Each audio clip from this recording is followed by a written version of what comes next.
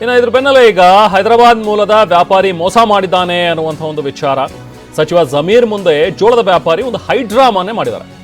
ಚಿಕ್ಕಬಳ್ಳಾಪುರದಲ್ಲಿ ಸಚಿವ ಜಮೀರ್ಗೆ ವ್ಯಾಪಾರಿ ತರಾಟೆಗೆ ತೆಗೆದುಕೊಂಡಿದ್ರು. ಇವತ್ತು ವಂಚನೆ ಮಾಡಿದಂಥ ಉದ್ಯಮಿಗಳ ಪರ ನೀವು ನಿಂತಿದ್ದೀರಿ ಅಂತ ಹೇಳಿ ಆರೋಪವನ್ನ ಮಾಡಿದ್ದಾರೆ.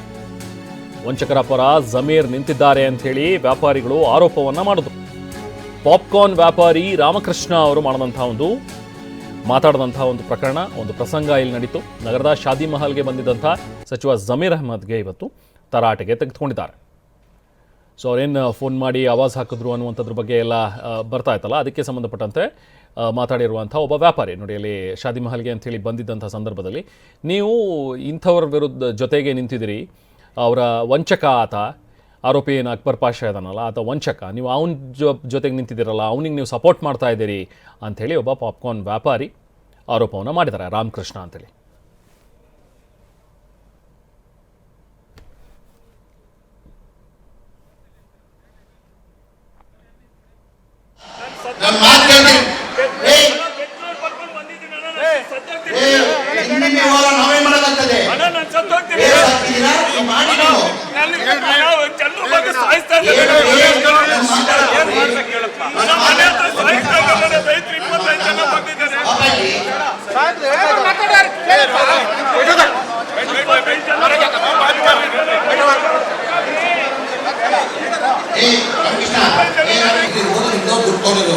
ಫೋನಲ್ಲಿ ಸರಿ ಕೇಳಿಸ್ಕೊಂಡಿದ್ದೀರಾ ನೀವು? ಫೋನಲ್ಲಿ ಏನ್ ಮಾತಾಡಿ ಕೇಳಿಸ್ಕೊಂಡಿದ್ದೀರಾ? ನಾನು ಹೇಳೋದು ಕೇಳಬೇಕು, ನಾನು ಹೇಳೋದು ಕೇಳಬೇಕು. ಮತ್ತೆ ನಾನು ಏನ್ ಹೇಳ್ತೀನಿ ನನ್ನ ತಪ್ಪು ಹೇಳಿ ನಾನು ಕೇಳ್ತೀನಿ. ನಾನು ಏನಂತ ಫೋನ್ ಮಾಡಿದೆ, ಯಾರೋ ಸ್ನೇಹಿತರು ಬಂದು ನಾನು ಕೇಳಿದ್ರು, ಅಕ್ಬರ್ ಅವ್ನು ಲೋಕಲ್ ಚಿಕ್ಕಬಳ್ಳಾಪುರನು, ತೆಲಂಗಾಣವನಲ್ಲ, ಚಿಕ್ಕಬಳ್ಳಾಪುರನು, ಅವ್ನು ಬಿಸ್ನೆಸ್ ತೆಲಂಗಾಣ ಮಾಡ್ತಾನೆ. ಯಾರೋ ಬಂದು ಹೇಳಿದ್ರು, ಈ ತರ ನಿಮ್ಮ ಹೆಸರೇನು ರೆಡ್ಡಿ ಅಂತ, ರಾಮಕೃಷ್ಣ ಅವ್ರ ದುಡ್ಡು ತಗೊಂಡಿದ್ದಾರೆ, ತಗೊಂಡಿರೋದು ನಿಜ ಕಣಪ್ಪ, ಅದು ಅವ್ರು ಹೇಳಿಷ್ಟು ಅಷ್ಟು ದುಡ್ಡು ತಗೊಂಡಿಲ್ಲ, ಹೇಳ್ರಿ. ಇದೆಲ್ಲದಕ್ಕೂ ಕಾರಣ ಆಗಿರೋದು ಜಮೀರ್ ಅಹ್ಮದ್ ಖಾನ್ ಅವರು ಮಾತಾಡಿದ್ದಾರೆ ಅನ್ನುವಂಥದ್ರ ಬಗ್ಗೆ ಒಂದು ಆಡಿಯೋ ಏನು ಹೊರಗಡೆ ಬಂತಲ್ಲ ಅದು. ಅಂದರೆ ಜಮೀರ್ ಅಹ್ಮದ್ ಖಾನ್ ಒಬ್ಬ PSIಗೆ ಫೋನ್ ಮಾಡಿ ಈ ಅನ್ವರ್ ಪಾಷನ್ ಪರವಾಗಿ ಮಾತಾಡಿದ್ದಾರೆ ಅಂತೇಳಿ ಆ ಆಡಿಯೋ ಕೂಡ ಇದೆ, ಇನ್ನೊಂದ್ಸತಿ ಕೇಳೋಣ. ಹಲೋ ಸರ್, ನಮಸ್ತೆ ಸರ್. ಸರ್ ನಮಸ್ತೆ ಬ್ರದರ್. ಏನಿಲ್ಲ, ನಮ್ಮ ಹೈದರಾಬಾದ್ ನಮ್ಮ ಅಕ್ಬರ್ ಬಿನ್ ತಬರ್ ಅಂತ ರಿಲೇಷನ್ ಯಾವುದೋ ಒಂದು ದುಡ್ಡು ಕೊಡ್ಬೇಕಾಗಿತ್ತಂತ ಯಾರಿಗೋ, ಅಕ್ಬರ್ ಪಾಷಾ ಅಂತ ಏನು ಹೈದರಾಬಾದ್ ಇಂದ ಕರ್ಕೊಂಡ್ ಬಂದಿರಂತ ಏನು? ಹೌದು ಸರ್, ಅದೊಂದು ಚೀಟಿಂಗ್ ಕೇಸ್ ಆಗಿದೆ ಸರ್, ಇಲ್ಲಿ ಫೈರ್ ಆಗಿದೆ. ತಗೊಂಡಿರೋದು ನಿಜ, ಅವ್ನು ಹೇಳ್ತಾರ ನಂಗೆ ತಗೊಂಡಿಲ್ಲ ಅವರು. ಸರ್ ಒಂಚೂರು ಸಹಾಯ ಮಾಡಿ ಬ್ರದರ್, ನನ್ಗೆ ಭಾಳ ಬೇಕಾಗಿರೋರು. ಸರಿ ಸರ್. ಏನ್ ಮಾಡಕ್ ಸಾಧ್ಯತೆ?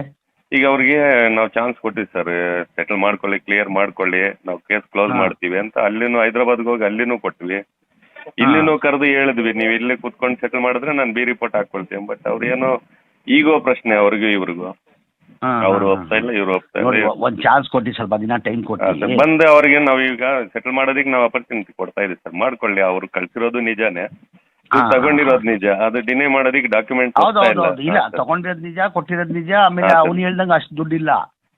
ಕೂತ್ಕೊಂಡು ನನ್ನ ಮುಂದೆ ಹೇಳಿದ್ರೆ ನಾನು ಕ್ಲಿಯರ್ ಮಾಡ್ತಾ ಇದ್ದೆ ಸರ್. ಇದೊಂದು ಅವಕಾಶ ಕೊಡಿ ಒಂದು. ಸರ್ ಬರ್ಲಿ ಸರ್, ನಾನು ಸೆಟಲ್ ಕ್ಲಿಯರ್ ಮಾಡ್ಕೊಡ್ತೀನಿ ಸರ್. ಹಲೋ ಸರ್, ನಮಸ್ತೆ ಸರ್.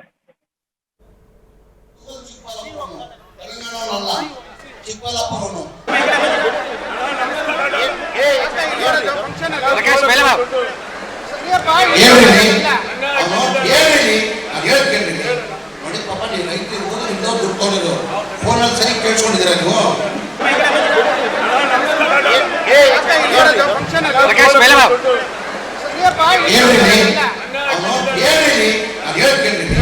ನೋಡಿ ಪಾಪ, ನೀವು ರೈತರು ದುಡ್ಡು ತಗೊಂಡಿದ್ರು, ಫೋನಲ್ಲಿ ಸರಿ ಕೇಳಿಸ್ಕೊಂಡಿದ್ದೀರಾ ನೀವು?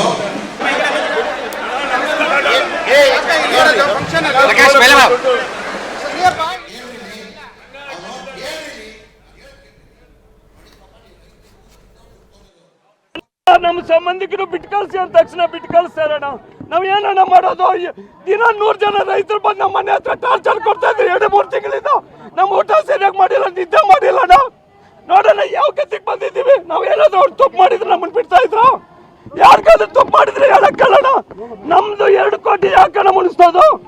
ಕಳ್ಳರ ಸಪೋರ್ಟ್ ಮಾಡೋದು, ಅವರು ಕಳ್ಳರಿಗೆ ಸಪೋರ್ಟ್ ಮಾಡೋದು. ನಾನು ಕಾಂಗ್ರೆಸ್ ಕಾರ್ಯಕರ್ತ, ನನ್ನ ಲೈಫೆಲ್ಲ ದುಡ್ದಿದ್ದೀನಿ. ಇದನ್ನ ಮಾಡೋದು ಇವರು. ನನಗೆ ನ್ಯಾಯ ಬರೋವರೆಗೂ ಇಲ್ಲ ಅಣ್ಣ, ನಾನು ಸಾಯೋದಂತೂ ಗ್ಯಾರಂಟಿ ಅಣ್ಣ. ನಾಳೆ ಸಾಯಂಕಾಲವರೆಗೂ ನಾನು ಡೆಕ್ಟೋಸ್ ಬಡಿಸಿ ಎಲ್ಲರಿಗೂ ಕೊಟ್ಟಿದ್ದೀನಿ. ಸಾಯೋದಂತೂ ಗ್ಯಾರಂಟಿ, ನೇಣು ಹಾಕೊಂಡು ಸತ್ತೋಗ್ತೀನಿ. ಅದಕ್ಕೆ ಕಾರಣ ಜಮೀರ್ ಅಹಮದ್. ನನಗೆ ನ್ಯಾಯ ಕೊಟ್ಟಿಲ್ಲ ಅಂದ್ರೆ ಇಲ್ಲೇ ಸತ್ತೋಗ್ತೀನಿ ಅಣ್ಣ.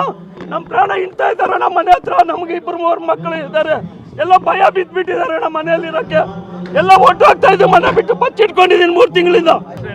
ಏನ್ ಹೇಳ್ತಾರೆ, ನಾನು ಮಾಡಿ ವಿಡಿಯೋದಲ್ಲಿ ಮಾತಾಡಿದ್ ಕೇಳಿಸ್ತೀಯ ಅಂತಾರೆ.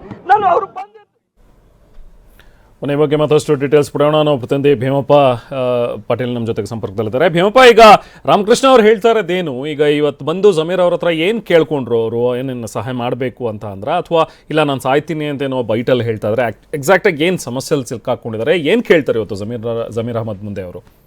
ರೆಹಮಾನ್, ಈ ಒಂದು ಘಟನೆ ಆದ ನಂತರ ಇವರು ರಾಮಕೃಷ್ಣ ಅವ್ರು ಹೇಳ್ತಾ ಇರೋದು, ಅವ್ರ ಆಧಾರದ ವ್ಯಾಪಾರಿಗಳು ದುಡ್ಡು ಸೆಟ್ಲ್ ಮಾಡಬೇಕು ಅಂತೇಳಿ ದುಡ್ಡು ತಗೊಂಡು ಬಂದಿದ್ರು. ಈ ಸಂದರ್ಭದಲ್ಲಿ ಇವರು ಜಮೀರ್ ಅಹಮದ್ ಅವರು ಚಿಕ್ಕಬಳ್ಳಾಪುರ ತಾಲೂಕು ಪೆರೇತಂದ್ರ PSI ಜಗದೀಶ್ ರೆಡ್ಡಿ ಅವರಿಗೆ ಕರೆ ಮಾಡಿದ ನಂತರ ಅವ್ರು ದುಡ್ಡನ್ನು ವಾಪಸ್ ತಗೊಂಡು ಹೊರಟೋದ್ರು.